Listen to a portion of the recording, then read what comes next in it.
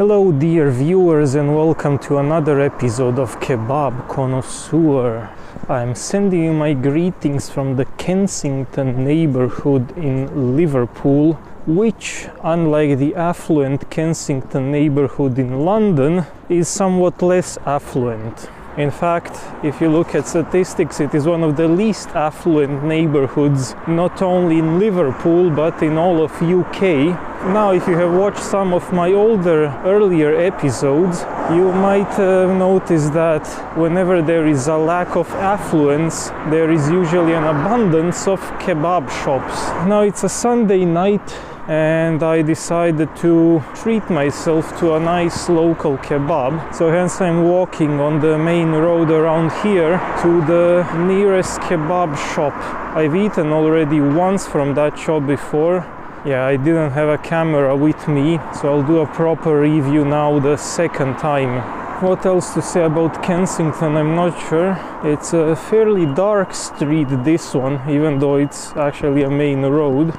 I don't know how much you will be able to see from me. So actually you can see already there's plenty of kebab shops. Now the kebab shops which I wanted to visit is a bit further down, but if I don't manage to do so, there's at least two other kebab shops that we can visit. As I've said, lack of prosperity usually has a silver lining and comes with an abundance of kebab shops. Right behind me, this is the kebab shop I wanted to visit now. It's called Chunkies. It seems there's so many people inside. I was hoping I could sit inside and do a review inside. However, it seems I might need to wait a bit or do a review in my current accommodation. We'll see.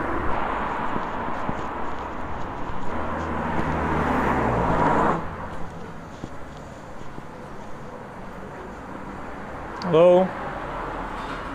Hello again, dear viewers. So I've just gotten a kebab and I'm leaving the kebab shop. There were just too many people in there. There wasn't a free spot to sit at the table, so I will need to do this review in my Airbnb.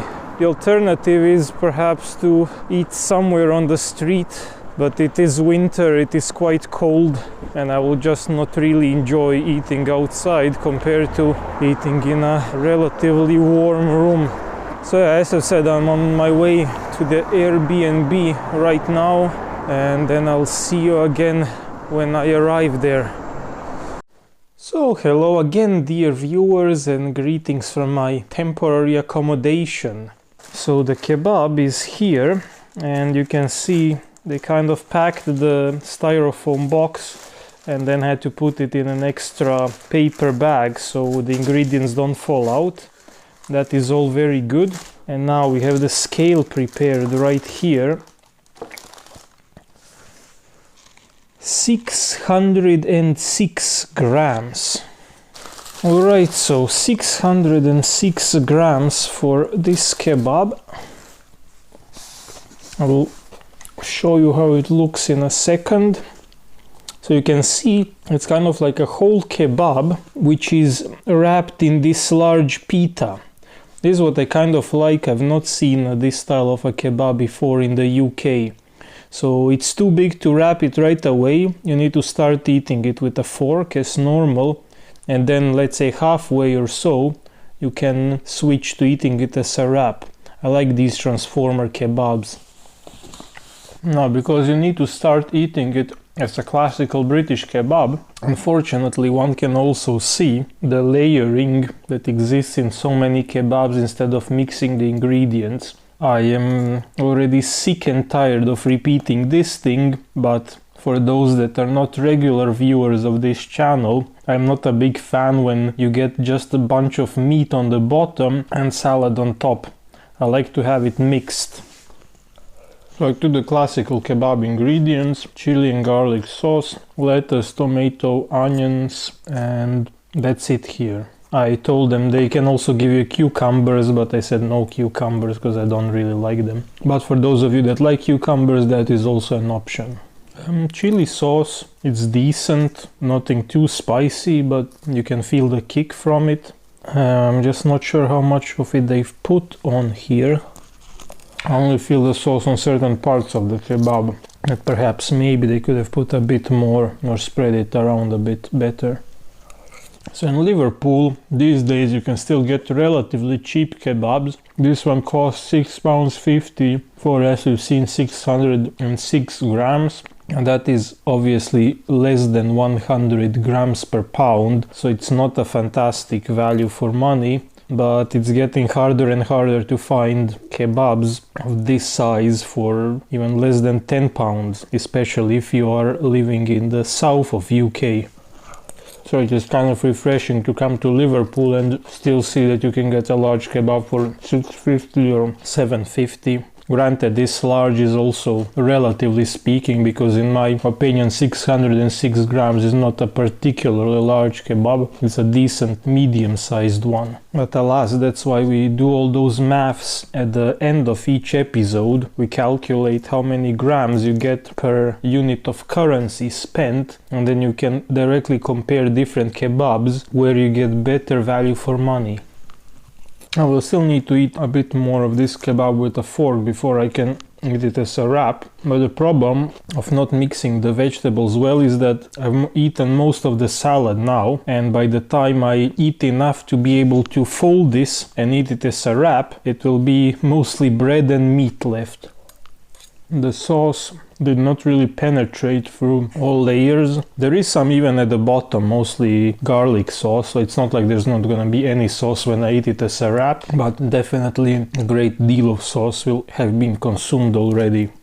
So I think right now we could fold this and see. Now we went from a standard box kebab to a wrap. Let's see how it tastes when we eat it together with this bread. First bite it was mostly bread, second bite bread and some meat. The bottom of this wrap is falling apart, so its structural integrity is not great. Yeah, as you can see, chunks of it are already falling apart. And then you need to be careful not to let other ingredients fall off. See, like this. Taste of the wrap feels a bit weird. I mean, wrap, it's kind of like a thin pita bread. I feel it's a bit dry, maybe a bit old, I'm not sure. So now you can see what I'm talking about. This is just meat and bread left now, a bit of sauce and virtually no vegetables.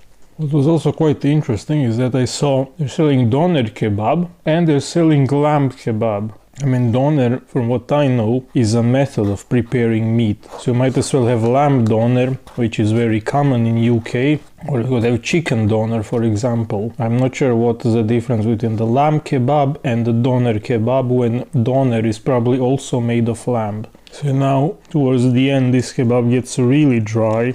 As I said, mostly meat and bread, very little vegetables, a bit of onions and lettuce, and very little sauce left to give some humidity to this kebab. So the kebab started quite strong, like 3 out of 5. Good kebab, but really nothing outstanding about it. Although the style of putting it all in a big pita wrap is original. But then when you actually try to eat it as a wrap, at that point you've probably eaten most of the vegetables already. And then it gets really dry, especially towards the end. So if it started as a 3, it finishes as a 2. I guess 2.5 would be a fair rating of this kebab. The pita, unfortunately, although it looks good, it doesn't really taste good. I find it quite dry. If it had been tastier, softer, feeling fresher, then I'm sure I would have really enjoyed eating this as a wrap. But as it stands, I actually preferred the first half of the kebab when I was eating it just out of the box, and that's usually not my preferred method of eating a kebab. Now, yeah, as you can see, this is basically what's left now of the wrap. It's quite damaged with holes inside, and that's also a problem because you eat this as a wrap and then ingredients are falling out. So this was Chunkies kebab shop in Liverpool, Kensington area. So a fairly decently priced kebab, but when it comes to taste, there are definitely some improvements that could be made. That is all for today. Thanks for watching, and I'll see you at some point in a new episode.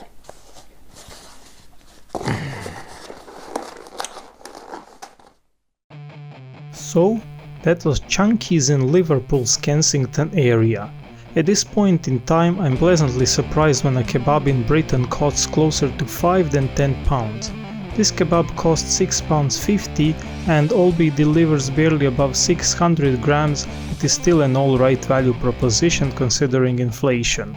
There were far more expensive kebabs in grams per pound I have reviewed 3 years ago.